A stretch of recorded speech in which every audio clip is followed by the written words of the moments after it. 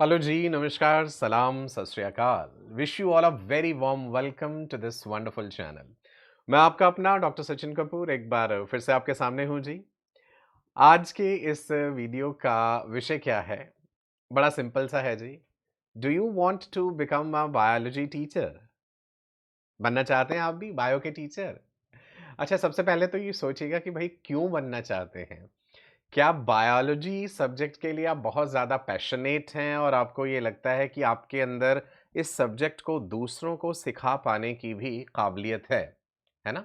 किसी भी करियर को जब आप चुनते हैं तो उसके लिए एक स्ट्रॉन्ग वजह ज़रूर रखिएगा और वो वजह ऐसी होनी चाहिए जो लाइफ लॉन्ग हो। बिकॉज़ करियर आपने एक बार चुन लिया, तो फिर उसे बदल पाना किसी मुकाम पे काफ़ी कठिन हो जाता है। तो इसलिए पहले ये सुनिश्चित कर लीजिएगा कि why you want to be a teacher of biology. जब आपने ये डिसाइड कर लिया कि भई हाँ, हमें बनना है बायोलॉजी का टीचर, तो ठीक है, फिर मैं आपके साथ हूँ। I am there to guide you at each and every step.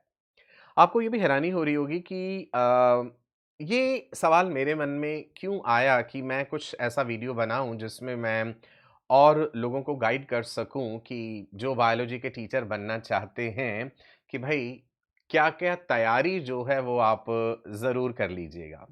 क्या-क्या गुण आप में होने बहुत ज़रूरी हैं। तो इस छोटे से सेशन के माध्यम से हम ये बात जानते हैं कि अगर अगर हम बायोलॉजी के टीचर बनना चाहते हैं तो भाई फिर हम में क्या-क्या खूबियाँ होना बहुत ज़रूरी है। सबसे पहली बात, इर्रिस्पेक्टिव ऑफ द फैक्ट कि कोई बायोलॉजी पढ़ा रहा है, केमिस्ट्री पढ़ा रहा है, हिस्ट्री पढ़ा रहा है या फिज़िक्स पढ़ा रहा है, एक बेसिक बात जो एक अध्यापक में होनी बहुत ज़रूरी है, वो ये है that a good teacher teaches, but a great teacher inspires.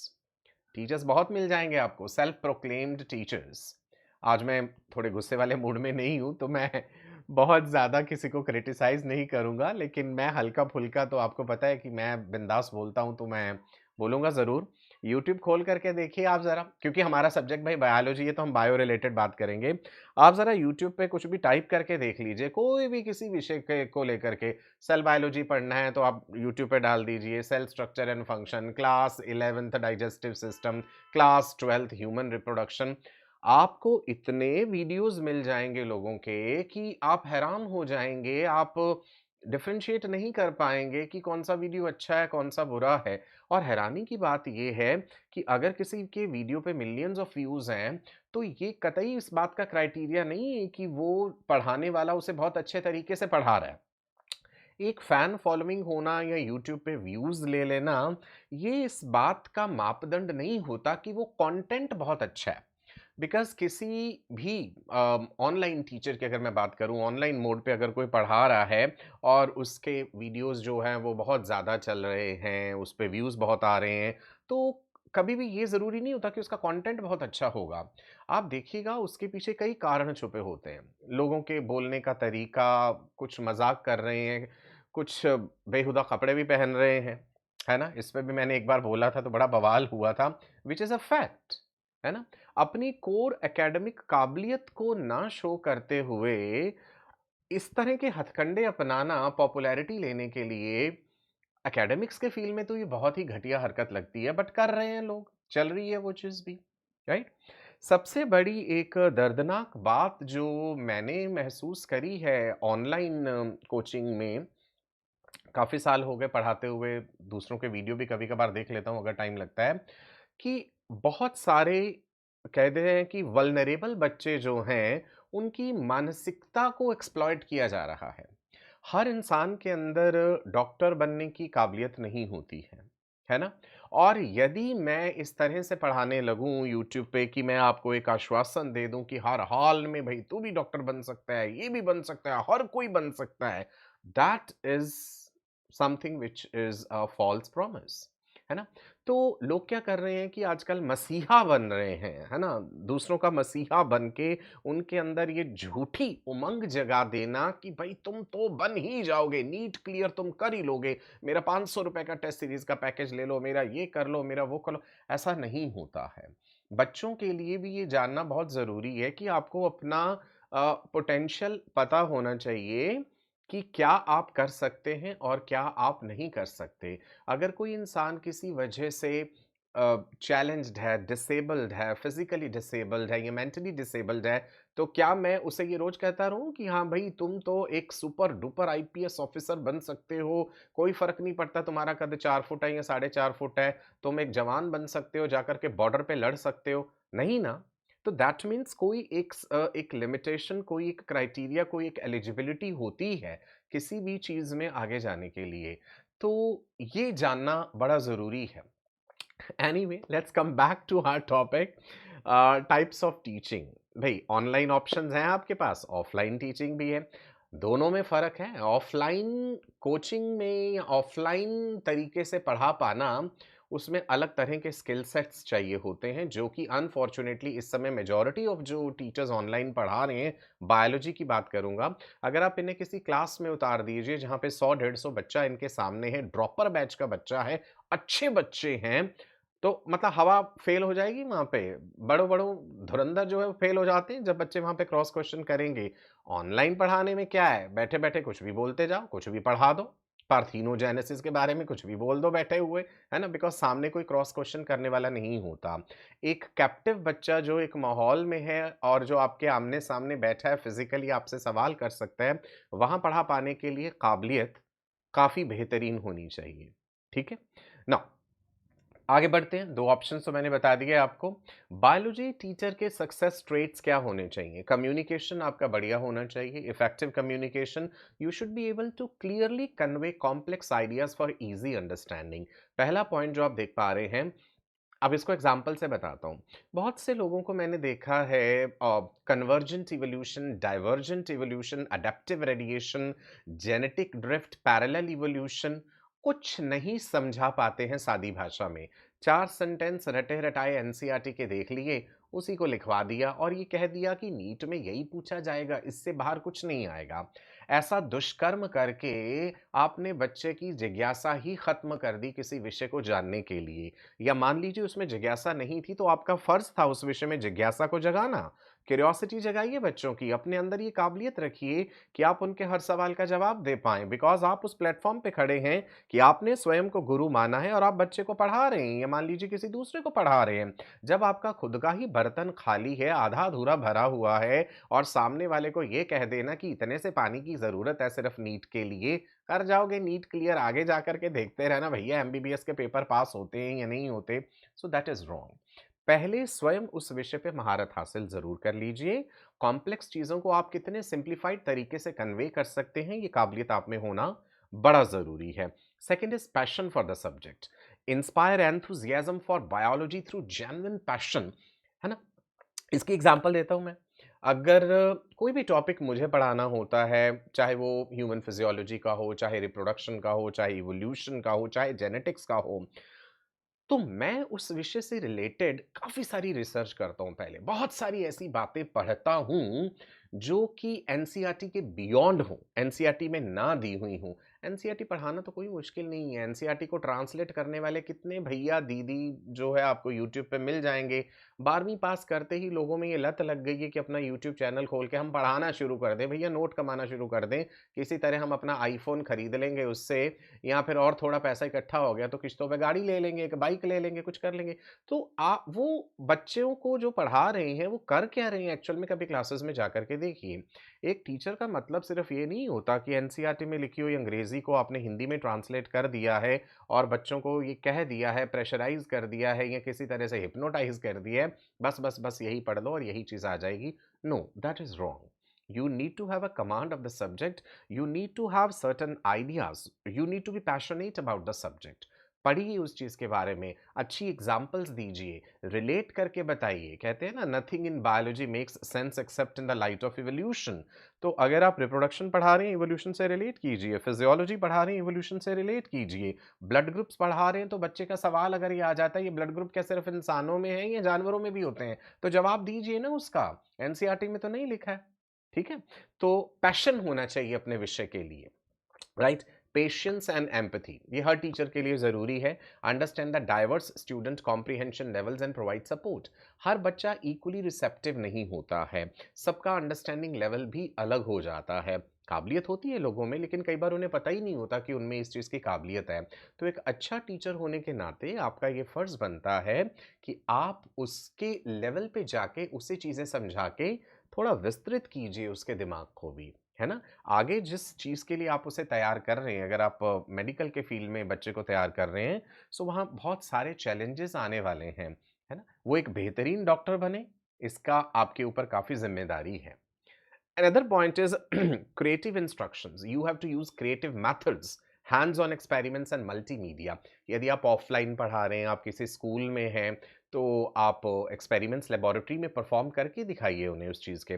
जब आप प्रैक्टिकली एंगेज करते हैं अपने स्टूडेंट्स को या सीखने वाले को, तो वाक़ई ही एक तो मज़ा भी आता है सीखने वाले को और बेहतरीन तरीके से पढ़ाई हो पाती है।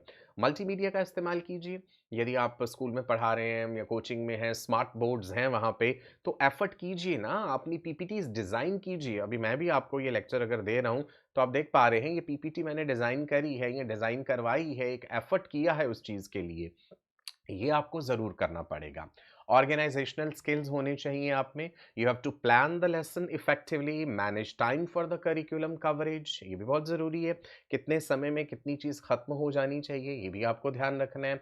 ऐसा नहीं है कि अगर आपको रेस्पिरेटरी सिस्टम बड़ा पसंद है, तो 15 घंटे बैठे हुए बच्चे को रेस्पिरेटरी सिस्टम ही पढ़ा रहे हैं, है ना? उसी में उसे बेवकूफ़ बना दिया आलतू-फालतू बता कर के, और उसके बाद वाले चैप्टर के लिए टाइम नहीं बचा, क्योंकि वो आपको खुद ढंग से नहीं आता था, तो आपने उसे किसी तरह से लपेट दिया। देर सवेर ये बात कहीं न कहीं सामने आ जाती है, और सबसे बड़ी बात है, ये खुद को पता होता है कि ये चीज़ हमें नहीं आती और हम सामने वाले को बेवकूफ़ बना रहे हैं। आप टीचिंग के करियर को सिर्फ़ अपनी रोज़ी-रोटी का साधन मत बना कर के चलिए। रोज़ी-रोटी कमाने के और बहुत सारे साधन हो सकते हैं, बिकॉज़ टीचर एक ऐसा प्रोफ़ेशन है टीचिंग, जो आने वाले बच्चों का भविष्य शेप कर रहा है ना? आपने अगर सही तरीके से विषय नहीं पढ़ाया, आप बच्चे का इंटरेस्ट बर्बाद कर देंगे, ख़त्म कर देंगे उस विषय में, चाहे वो 8वीं में है, 9वीं में है, 10वीं में है। सो ये आपका उत्तरदायित्व है कि अगर आप क्लास 8th, क्लास 9th में पढ़ा रहे हैं, कि आपके बच्चे का सब्जेक्ट बायोलॉजी में इतना, मतलब इंटरेस्ट इतना स्ट्रांग होना चाहिए उसमें, कि वो कहे कि भाई मैंने आगे जाके बायो ही पढ़नी है। I find it very, very sad and disgusting जब कभी कोई क्लास 8वीं 7वीं का बच्चा कहता है कि हमें बायो नहीं पसंद, इसमें तो रटना पड़ता है, बायो में तो रटना। What nonsense! किसने कह दिया कि सिर्फ़ इसमें रटना पड़ता है? क्योंकि उन्हें पढ़ाने वाले की बुद्धि स्वयं की ही इतनी कम है, पता नहीं किस मजबूरी से वो उस टीचिंग प्रोफ़ेशन में आया है। मैंने देखा है बहुत से लोग मजबूरी में आते हैं। मैं उस बात का भी ज़िक्र करूँगा। पहले भी मैंने कहा मजबूरी में इस प्रोफ़ेशन में मत आइएगा, बिकॉज़ आप हैंडीकैप बना देंगे अपने बच्चों को, राइट? रोज़ी-रोटी कमाने के और भी बहुत तरीके हैं। इससे अच्छा कोई किताब लिख लो बायो की, इतना ही शौक है बायो का, पढ़ाने में तब उतरना जब वाक़ई ही तुम स्वयं एक एक्सपर्ट तैराक हो। कंटीन्यूअस लर्निंग, स्वयं सीखते रहना बहुत ज़रूरी है। You have to stay updated through ongoing professional development. जब आप किसी सब्जेक्ट पे महारत हासिल कर लेते हैं, उसके बाद भी आपको पढ़ते रहना चाहिए। चाहे ज़रूरी नहीं है कि इस समय मैं बॉटनी, ज़ूलॉजी की किताबें पढूँ। I keep on reading, I read about subconscious mind, I read about human nature, I read about perception, I read about dimensions of life. आप एक रोल मॉडल की तरह क्लास में होते हैं। आपकी आवाज़, आपकी लय, आवाज़ के उतार-चढ़ाव, आपका कनेक्शन, हर चीज़ मैटर करता है बच्चे के लिए। कर्कश आवाज़ में पढ़ाना, चिल्ला-चिल्ला के पढ़ाना, अशुद्ध भाषा का प्रयोग करना, र, ल, व, य, त्र, स, आपको फ़र्क नहीं पता कि फ बोलना है कि स बोलना है, श बोलना है या स बोलना है, सचिन कहना है या शचिन कहना है। जब तुम खुद ही गलत बोलते रहोगे, तो बच्चा क्या सीखेगा? जैमा कब कहना है, गैमा कब कहना है, जैम्यूल्स कहना है, गैम्यूल्स कहना है, फूंगी कहना है, फंजाई कहना है, फंगस कहना है। भाई शुद्ध उच्चारण सीखिए। ये जो त्रुटियां हैं, एक अध्यापक को कतई शोभा नहीं देती हैं, राइट? सो कॉन्टिन्यूस लर्निंग आप में होना बड़ा जरूरी है। Develop a deep understanding of the NEET biology syllabus. Biology का सिलेबस आपकी टिप्स पे होना चाहिए। 11वीं 12वीं के क्या चैप्टर्स हैं, कोई एज अ टीचर आपसे पूछे एक फ्लो में पूरा बताइए। पहला चैप्टर लिविंग वर्ल्ड है, 12वीं में जाके खत्म इकोलॉजी होती है। ह्यूमन फिजियोलॉजी 11वीं का पार्ट है, प्लांट फिजियोलॉजी 11वीं का पार्ट है। 12वीं का पहला चैप्टर पहले रिप्रोडक्शन इन ऑर्गेनिजम्स था, अब वो चैप्टर हटा दिया है। अब पहला chapter sexual reproduction in flowering plants है, दूसरा ह्यूमन रिप्रोडक्शन है, तीसरा रिप्रोडक्टिव हेल्थ है, उसके बाद जेनेटिक्स एंड इवोल्यूशन आ जाता है। जेनेटिक्स के 2 चैप्टर्स हैं। तो एक-एक चीज आपकी टिप्स पे होना जरूरी है। आजकल मैं बहुत से टीचर्स की इंटरव्यूज ले रहा हूं, right, because I am collecting a pool of biology teacher. Surprise होता हूं कि लोगों को सिलेबस तक नहीं पता होता। बस जी हम पढ़ा देंगे, एक दिन पहले पढ़ लेंगे और कल पढ़ा देंगे। 100 मजबूरियां अपनी गिना देंगे मुझे कि इसलिए हम इस प्रोफेशन में आ रहे हैं, कोई और काम नहीं मिल रहा। अब एक बहुत ही सैड बात मैं इसमें बोलना चाहूंगा, जो कि कड़वी सच्चाई है। Majority of the people whom I have interviewed, they are not from the core botany zoology background जो बायोलॉजी पढ़ाने आ रहे हैं। बहुत ही चुनिंदा लोग होंगे जो कोई बीएससी बायोलॉजी से है, या कह दीजिए zoology ऑनर्स है, या बॉटनी ऑनर्स है, एमएससी zoology, एमएससी बॉटनी। नहीं, मैं हैरान हूं कि वो लोग कहाँ जा रहे हैं। वो बायोलॉजी टीचिंग में नहीं आ रहे। कौन आएगा बायोलॉजी टीचिंग में? ज्यादातर, राइट, बीएससी किस में करी? बायोटेक्नोलॉजी में। एमएससी बायोटेक्नोलॉजी में। तो भाई आप बायोटेक्नोलॉजी आपने करी क्यों थी? क्या सोचा था बायोटेक्नोलॉजी करने से पहले? और उसके बाद आपको कहीं नौकरी नहीं मिली उस फील्ड में, फिर आपने सोचा चलो बायो ही पढ़ा देते हैं। अरे बायो पढ़ाने में क्या है, बायोटेक्नोलॉजी के 2 चैप्टर 12वीं के हैं, थोड़ा सा वो जेनेटिक्स से रिलेटेड है। सेल वाली बात हमें पता ही है। ह्यूमन फिजियोलॉजी हमें भी इंटरेस्टिंग लगता था, इतना सिलेबस तो हम निपटा ही देंगे। बाकियों में तो बच्चों को सी बनाना है, सी समझ रहे हैं ना, और कर रहे हैं वो ये चीज लोग। तो मैं यहीं से पकड़ लेता हूं उन लोगों को। सबसे पहला सवाल ही मेरा ये होता है, 12वीं के बाद आपने कोर बॉटनी और कोर जोलॉजी कब पढ़ी? ठीक है, कभी पढ़ी है? तो भाई नाम बता दो किताबों की। बताइए मुझे, कभी इन्वर्टिब्रेट्स की आर एल कोतपाल आपने पढ़ी है? कभी आपने कॉर्डेट्स को लेकर के कोई किताब पढ़ी है? क्या आपने कंपैरेटिव एनाटॉमी की कोई बुक पढ़ी है? इवोल्यूशन की स्ट्रिकबर्गर पढ़ी है आपने? आपने टॉर्टोरा पढ़ी है ह्यूमन फिजियोलॉजी के लिए? या गाइटन एंड गेनोग में से कोई चैप्टर्स रेफर करे हैं आपने? क्या आपने इकोलॉजी की ओडम पढ़ी है? आपने वीरबाला रस्तोगी की लिखी हुई कोई किताब पढ़ी है? भाई कुछ नहीं पढ़ा है हमने। वो 12वीं 11वीं में वो जो नोट्स थे हमारे टीचर ने बनाए थे, लोकल कोचिंग वाले ने, उसके हमने नोट्स बनाए हुए, वही हम चेप देंगे क्लास में बच्चों को। So this is very sad. पहले तो आपने बायोटेक्नोलॉजी करा तो क्यों करा था? कोई तो मकसद रखा होगा ना। तब आपने सुन लिया बड़ा बूम है इसमें, इसको हमें ये नौकरी मिलेगी, फार्मास्यूटिकल में हम तो धुआं उठा देंगे, गर्दा उड़ा देंगे, ऑडी गाड़ी खरीद लेंगे। सब बकवास, सब नॉनसेंस। आपने पढ़ लिया वो चीज, one fine day you realised कि यहाँ तो आपको नौकरी नहीं मिल रही, यहाँ आपको ये लगा भाई आप, मुझे ना इसमें इंटरेस्ट नहीं आ रहा, तो चलो मैं बायो पढ़ा लेता हूँ। ठीक है, मैं ये नहीं कहता कि बायोटेक्नोलॉजी बैकग्राउंड वालों को बायो नहीं पढ़ाना चाहिए, पढ़ाइए, लेकिन स्वयं पहले उस विषय को पढ़ तो लीजिए। बच्चों को बेवकूफ तो मत बनाइए, राइट। उसके अलावा और रिज्यूमेज आ रहे, बैचलर इन फिजियोथेरेपी, होम्योपैथी वाले, हमने बीएचएमएस करा, हमने नर्सिंग करी, हमने बीएएमएस करा, मतलब ऐसी ऐसी डिग्रीज लेके, और आप अब बायो पढ़ा रहे हैं क्योंकि आपने वो डिग्री मजबूरी में करी। करना आप नीट चाहते थे, नीट आपसे क्लियर नहीं हुआ, एमबीबीएस में सीट नहीं मिली, कहीं भी गिर गिरा करके कुछ किसी तरह ग्रेजुएशन कर ली, तो एक बात तो हाथ में कि बायो पढ़ा देंगे। प्लीज, अगर आप इस तरह की बैकग्राउंड के, तो मैं कहूंगा बिल्कुल मत आइए। अगर आप ये सोच रखते हैं और अगर आपकी ये बैकग्राउंड है और आपके अंदर पैशन है बायोलॉजी सीखने का, कोर ज़ूलॉजी बॉटनी जो होती है, मजा तो तब है ना अगर मैं एक बायोटेक्नोलॉजी वाले से ये पूछूं कि सीलेंटेरेटा फाइलम में जितनी एग्जांपल्स एनसीईआरटी में दी हैं वो मत बताओ, उसके अलावा 10 एग्जांपल्स मुझे और बताओ, जूलॉजिकल नेम, लाइफ साइकिल मुझे किस किस चीज का बता सकते हो। मजा तो तब है। मेटाजेनेसिस आपको इतना पता है ओविलिया के लाइफ साइकिल में है। बच्चे ने ये पूछ लिया क्या ये गोर्गोनिया में, एडेम्सिया में, या किसी और फाइलम में होता है कि नहीं होता, तोते उड़ जाएंगे, क्योंकि पढ़ाई नहीं है ना उस चीज को। हमने तो खुद 11वीं में वो एनसीईआरटी का एक पैराग्राफ पढ़ा था। तो मैं बच्चे की क्यूरियोसिटी कैसे शांत कर दूं, कैसे बता दूं कि फैजेलिया में कौन कौन से जूआइड्स होते हैं और कौन से नहीं होते, है ना। तो इसलिए अगर आपकी ये बैकग्राउंड भी है, नो प्रॉब्लम, पहले तो be true to yourself कि ये बैकग्राउंड क्यों थी। अगर आप मैं आपके साथ बैठा हूं, मुझे इंटरव्यू दे रहे हैं, सच्चाई बताइए ना। सच्चाई जानना तो मुश्किल है ही नहीं, किसी आपसे ज्यादा अक्लमंद इंसान तो पकड़ ही लेगा कि भैया क्यों है। फिर आप इस बात पे आइए, but I have a passion to teach biology, I am ready to work damn hard, I want to perform super duper. तो फिर आप कर सकते हैं, चाहे आप बायोटेक्नोलॉजी बैकग्राउंड से हैं, चाहे आप होम्योपैथी हैं, यूनानी डॉक्टर हैं, जो भी हैं, कुछ भी आप कर सकते हैं। ठीक है जी। चलिए, create a study plan for your students covering all the topics in the syllabus. एक प्रॉपर स्टडी प्लान बना करके चलिए, आज ये कवर कराऊंगा, आज ये कवर कराऊंगा। जितने बेहतरीन डायग्राम्स, फ्लो चार्ट्स, एनिमेशंस आप यूज कर सकते हैं करिए। आप में खुद में कला होनी चाहिए ड्राइंग करने की। कितने टीचर्स को, बायोलॉजी वालों को देखा है, सेल बनाएंगे तो लगता ही नहीं कि वो सेल है, बैंगन बना देंगे उठा करके उसका।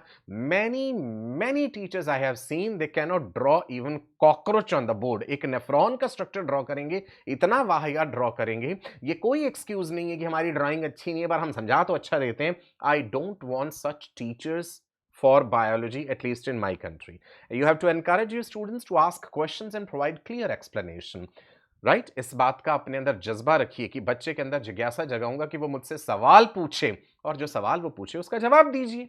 नहीं दे पाए तो बेवकूफ मत बनाइए उसे। उसे ये बोलिए, बेटा I do not know the answer, I will find out the correct answer and I will definitely share the real answer with you, give me some time for that. Okay, use real life examples and case studies.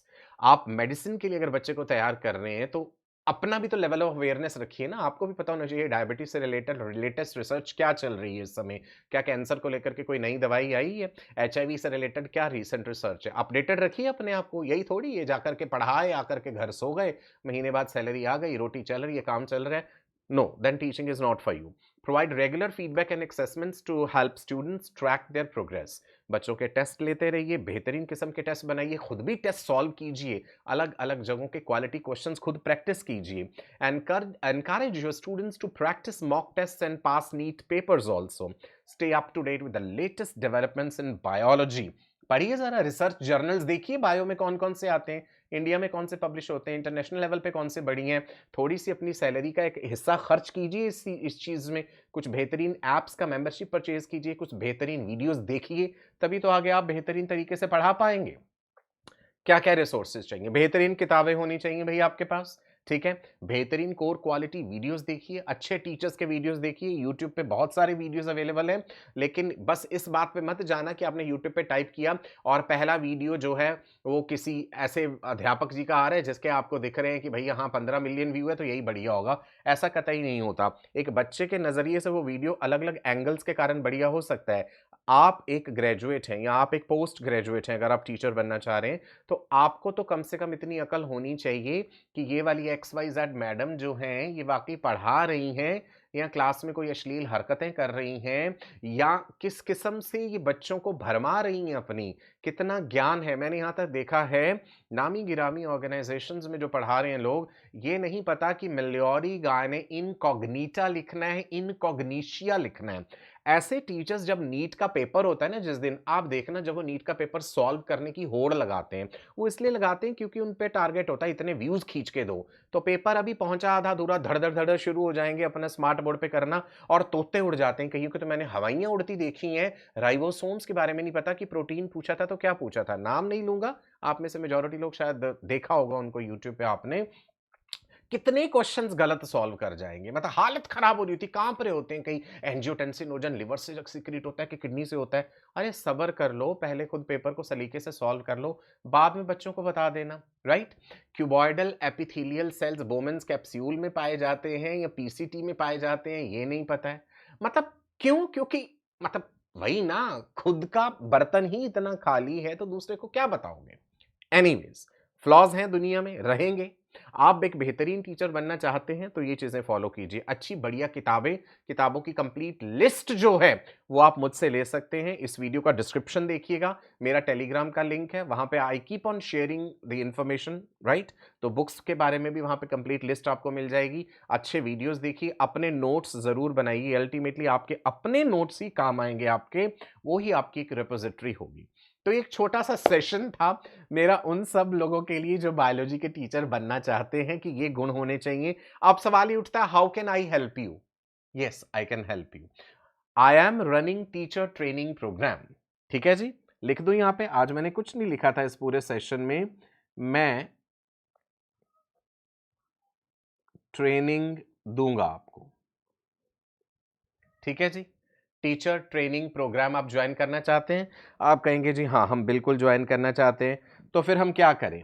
आप या तो मुझे mail कर दीजिए, अपना latest resume mail कीजिए। मेरी personal email ID दे रहा हूं, drsachin@gmail.com। ठीक है जी। इस वीडियो का डिस्क्रिप्शन ज़रूर देख लीजिएगा। उस डिस्क्रिप्शन में आपको डिटेल्स मिल जाएंगी। मेरा टीचर ट्रेनिंग प्रोग्राम आप ज्वाइन कीजिए।